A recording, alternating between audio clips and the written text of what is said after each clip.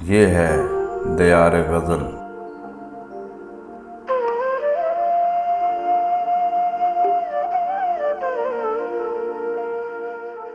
ناظرین و سامعین، دیار غزل کا سلسلہ ہے کلام شاعر بزبان شاعر، اور آج ہم اس میں پیش کر رہے ہیں جناب احسان عباس کی ایک غزل، ان کی اپنی آواز میں، پیشکش شہزاد عادل کی ہے۔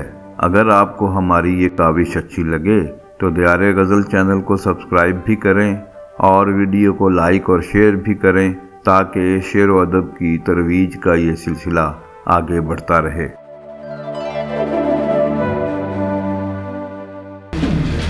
ایک غزل سے کچھ شعر اور ایک غزل۔ میں زمین ذات ہوں، تم فلک ذات ہو، بیچ کا پھر بھی دیکھو خلا ایک۔ میں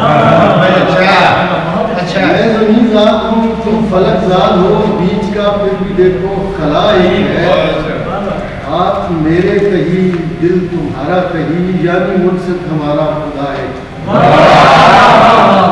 آپ میرے کہیں، دل تمہارا کہیں، یعنی مجھ سے ہمارا خدا ایک ہے، اور تم کو اپنی پذیرائی کا غم رہا، اپنا دکھ آدمیت رہا ہے۔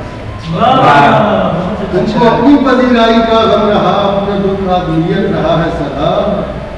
تم ہمارے برابر نہ بیٹھو میاں، مت یہ سمجھو کہ وجہ ادا ہے۔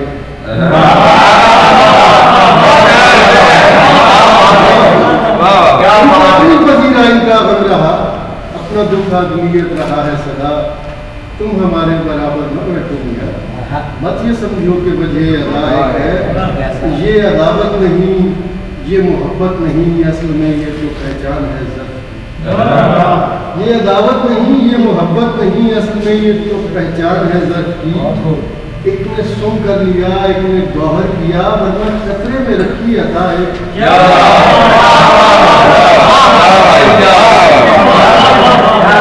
یہ عداوت نہیں، یہ محبت نہیں، اصل میں یہ تو پہچان ہے ضرب کی۔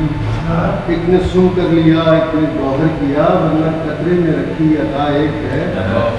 تم خرد پہ مرے، ہم رہے شوق پر، تم دلائل میں ہو، ہم فضائل میں۔ تم خرد پہ مرے، ہم رہے شوق پر، تم دلائل میں ہو، ہم فضائل میں ہیں۔ تم کو حاسد ملے، ہم کو عاشق ملے، تم کو حاسد ملے، ہم کو عاشق ملے، کون کہتا ہے پھر راستہ ایک ہے۔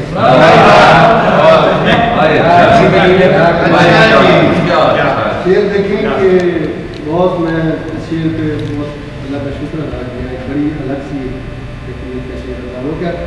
ایسا انصاف کرتا ہے کوئی بھلا، بو لہب کے مقابل شہ انبیاء۔ ایسا انصاف کرتا ہے کوئی بھلا، بو لہب کے مقابل شہ انبیاء۔ ایک محبوب ہے، ایک مغضوب ہے، سانس لینے کو پھر بھی ہوا ایک۔ ایسا انصاف کرتا ہے کوئی بھلا، بو لہب کے مقابل شہ انبیاء۔ ایک محبوب ہے، ایک مغضوب ہے، سانس لینے کو پھر بھی ہوا ایک۔ اور ایک نظم ہے کہ اس کا عنوان میں نے رکھا ہے لا تأخذہ سنۃ ولا نوم۔ اسی سے حکایت ہے کہ ہزاروں سال سے، لاکھوں کروڑوں یا کہیں ان سے بھی بڑھ کر، انفس و آفاق کو تخلیق کرنے کے ہنر سے ماورا ہو کر خدا جب کچھ بناتا ہے تو یہ بھی دیکھتا ہے کس کے پہلو میں رہے باب ارم، اور جشن کے سامان ہوں تو کس طرح۔ ایک ایک آہو کا رم رکھنا ہے نظروں میں، ہر ایک دشت و جبل کو دھیان سے ہٹنے نہیں دینا۔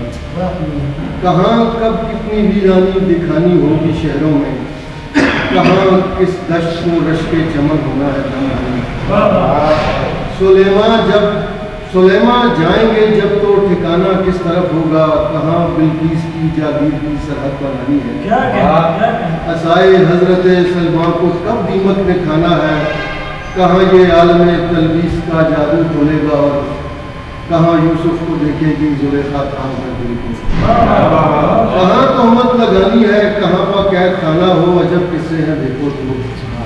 کہ مشکل کس پہ آئے اور کس ترتیب سے آئے، کسے ایوب کرنا ہے، کسے صالح بنانا ہے، کسے موسیٰ بنا کر ایک ید بیضا بھی دینا ہے، کہ جس کی لو سبھی ظلمات میں لکھے ہوئے چہروں دلوں کو روشنی بخشے، کسے محبوب رکھنا ہے، کسے مغضوب ہونا ہے، کہاں کس حال میں ہجرت کریں گے مرسل اعظم، تو بستر کس کو سونپیں گے، امانت کون رکھے گا،